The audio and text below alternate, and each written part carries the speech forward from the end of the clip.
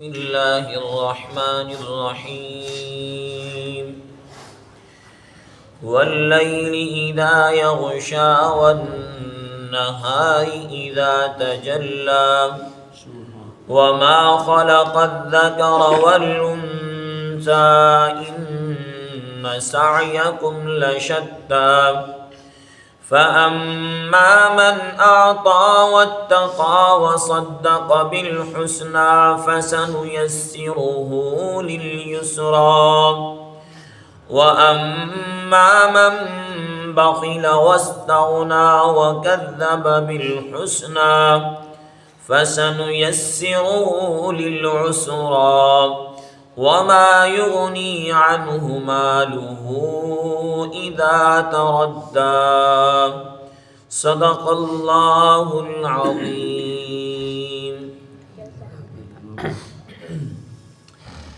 قسم ہے رات کی جب وہ چھا جائے یا جب وہ ڈھانپ لے، اور قسم ہے دن کی جب وہ روشن ہو جائے، اور جو پیدا کیا نر اور مادہ کو، بے شک تمہاری کوشش البتہ مختلف ہے۔ بہرحال وہ شخص جس نے دیا اور ڈرا اور تصدیق کی، نیکی کی، ہم اس کے لیے راحت کا سامان آسان کر دیں گے۔ اور بہرحال وہ شخص جس نے بخل کیا، بے پرواہی کی اور جھٹلایا نیکی کو، ہم اس کے لیے تکلیف کا سامان آسان کر دیں گے، اور نہیں فائدہ دے گا اس کو اس کا مال جب وہ جہنم کے گڑھے میں گرے گا۔ یہ سورۃ اللیل مکی سورت ہے۔ اللہ رب العزت نے اس سورت کے شروع میں 2 قسمیں اٹھائیں، اور قسمیں اٹھا کر انسان کی ہدایت اور اس کی رہنمائی اور کامیابی کا تذکرہ فرمایا، یا انسان کی ناکامی کا تذکرہ فرمایا۔ واللیل اذا یغشا والنہار اذا تجلی، ان دونوں آیتوں کا جو مطلب تھا وہ میں نے کل آپ کے سامنے سورۃ الشمس کے اندر بھی ذکر کیا کہ واللیل اذا یغشا، قسم ہے رات کی جب وہ ڈھانپ دے۔ جس وقت رات آتی ہے، اندھیرا شروع ہوتا ہے، تو رات سورج کو بھی ڈھانپ دیتی ہے کہ سورج کی روشنی ختم ہو جاتی ہے، اور اسی طرح رات اس زمین کو بھی ڈھانپ دیتی ہے کہ زمین پر کچھ نظر نہیں آتا اندھیرے کی وجہ سے۔ والنہار اذا تجلی، قسم ہے دن کی جب وہ روشن ہو جائے۔ جب دن آتا ہے تو سورج کی روشنی نظر آتی ہے، جب دن آتا ہے تو زمین نظر آتی ہے، نظام نظر آتا ہے۔ تو دونوں کی قسمیں اٹھا کر فرمایا کہ وما خلق الذکر والانثی، نر اور مادہ، مرد اور عورت کو اللہ نے پیدا کیا۔ ان سعیکم لشتی، اور فرمایا پھر تمہاری کوششوں کو مختلف کر دیا۔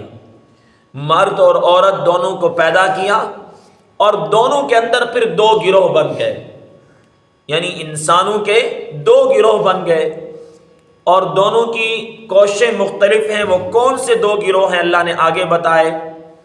فَأَمَّا مَنْ آتَى وَاتَّقَى وَصَدَّقَ بِالْحُسْنَى، ایک تو وہ انسانوں کا گروہ تھا جس نے ایمان قبول کیا، وَصَدَّقَ بِالْحُسْنَى، نیک کام کی تصدیق کی، کلمہ طیبہ کی تصدیق کی، ایمان قبول کیا۔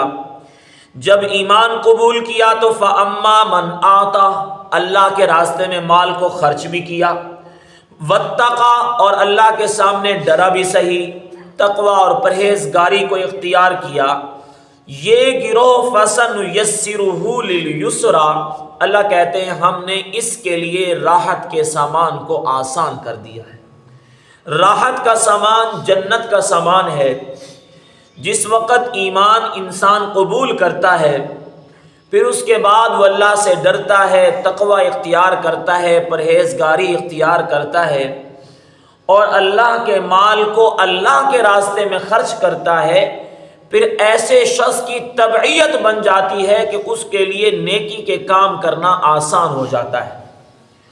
اور اسی طرح دوسرا گروہ ہے وَأَمَّا مَنْ بَخِلَ وَاسْتَغْنَى، فرمایا کہ وہ گروہ جس نے بخل کیا، وَاسْتَغْنَى بے پرواہی کی، وَكَذَّبَ بِالْحُسْنَى اور نیک کام یعنی کلمہ طیبہ کا انکار کیا، جھٹلایا، تو فَسَنُيَسِّرُهُ لِلْعُسْرَى، ہم اس کے لیے تنگی کا سامان آسان کر دیں گے۔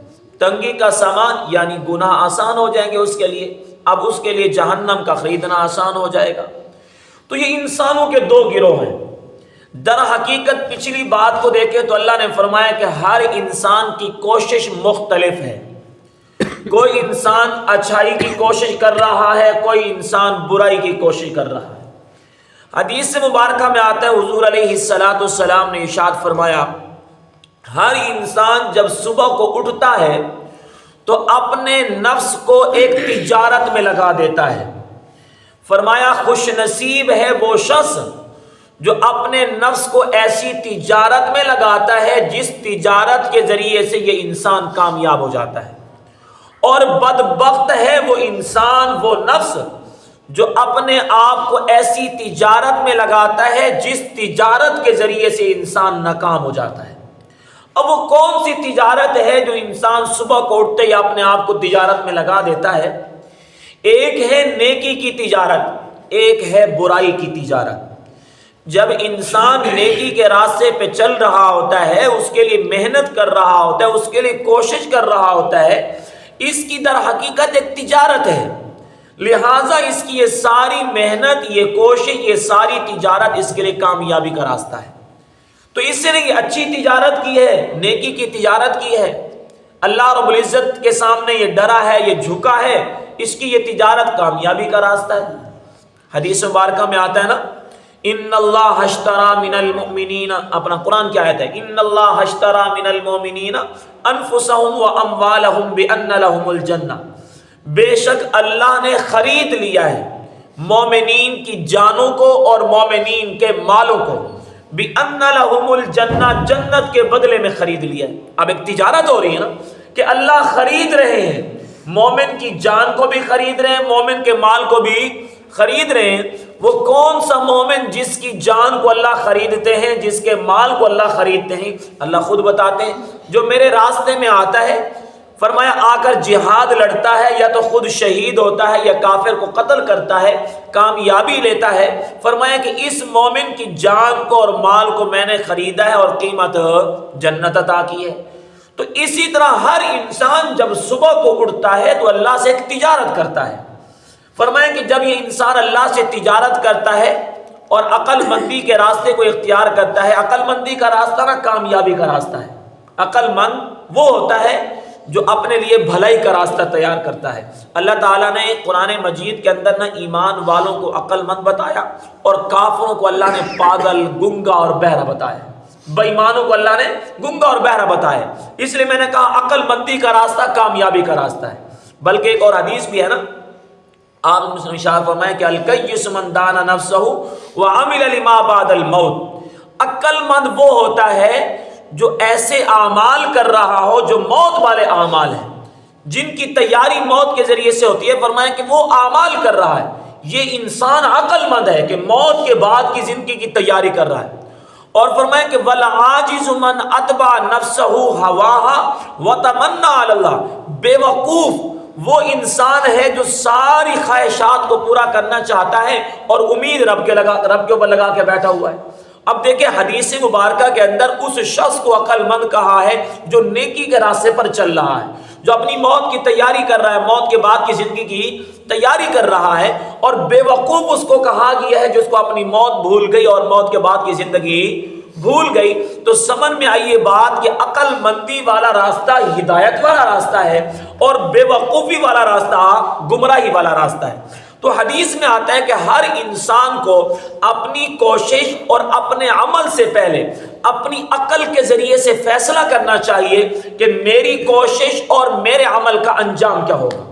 فیصلہ کرے، پہلے اپنی عقل کو استعمال کرے کہ میں جو کوشش کر رہا ہوں، صبح کو اٹھ کے میں کسی کام میں لگا ہوں، میں کوشش کر رہا ہوں، میں کام کر رہا ہوں، میری اس کوشش اور میرے اس کام کا انجام کیا ہے؟ فرمایا جو عقل مند ہوگا نا وہ اپنی کوشش اور اپنے کام کے انجام کو دیکھ کر وہ سیدھے راستے پر آنا شروع ہو جائے گا۔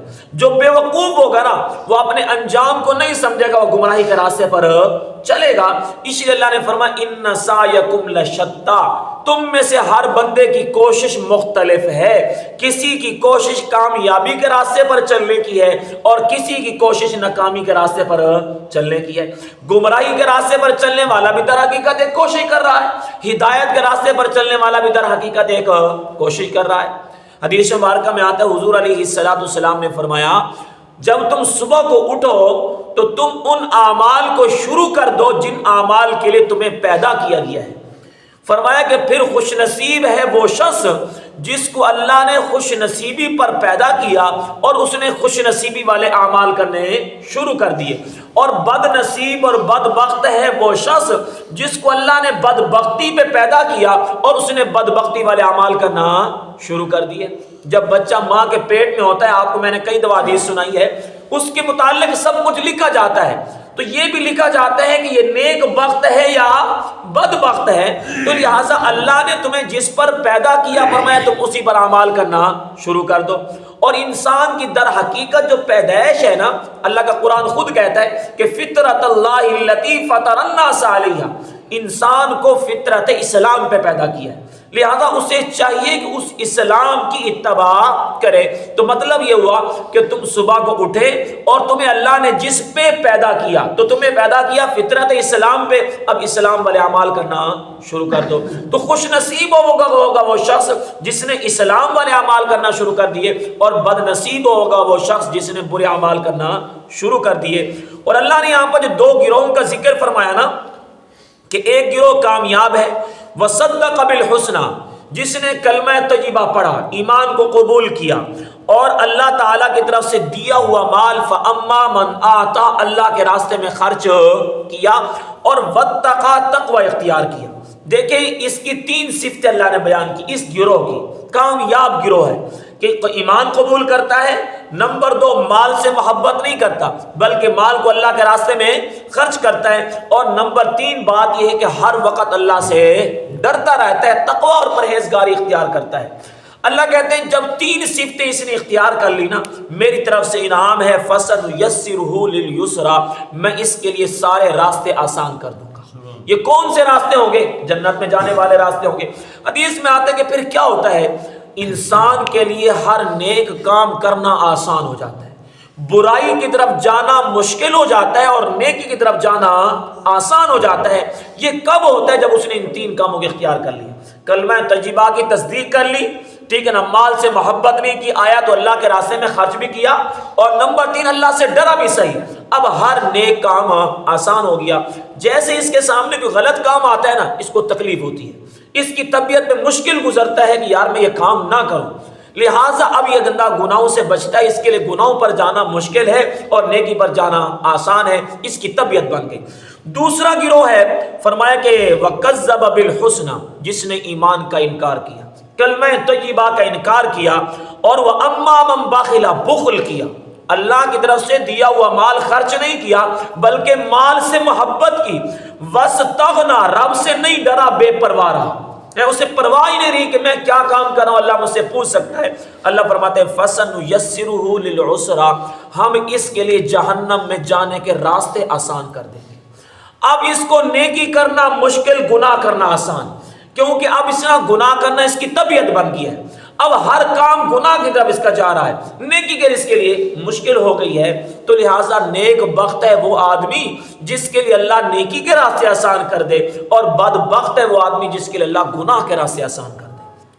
آج اگر معاشرے کے اندر غور کریں تو بہت سے ایسے لوگ ہیں، نیکی پر آنا مشکل لگتا ہے انہیں، نماز پر آنا مشکل لگتا ہے، حق پر آنا مشکل لگتا ہے، لیکن گناہ کے راستے پر جانا بڑا آسان ہے ان کے لیے، انہیں مشکل لگتا ہے، انہیں شرم نہیں آتی اللہ کے سامنے، حیا نہیں آتی اللہ کے سامنے، ڈر نہیں لگتا۔